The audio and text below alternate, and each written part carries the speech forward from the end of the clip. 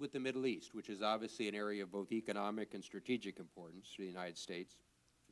And also in Miami this past year. Our trading partners will accept higher standards in order to gain prestige and access. And this also was an election year.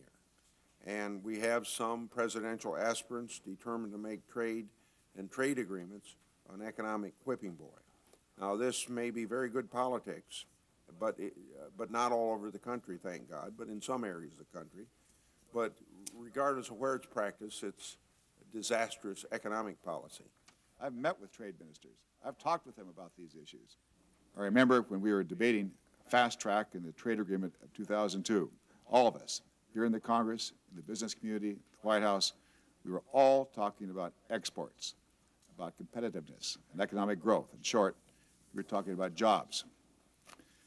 But somewhere along the line, that goal got hijacked.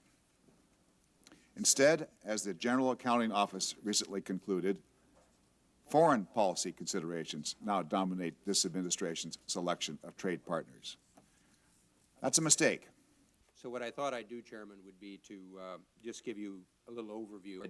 Given the fact we're now in a stage of an economic recovery, the absolute worst thing we could do would be to turn to economic isolationism. Called Singapore issues, topics like competition policy distracted from the core. How do we address, frankly, I think egregious practices on the part of China with respect to deliberately undervaluing their currency that comes at our expense, jobs, the cost of goods, and so on. Capital flows, and you got a weak banking system, and they've got a very weak banking system.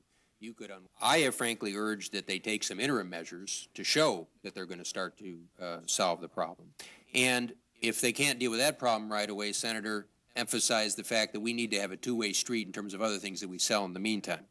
Mr. Zoellick, thank you very much for your always thoughtful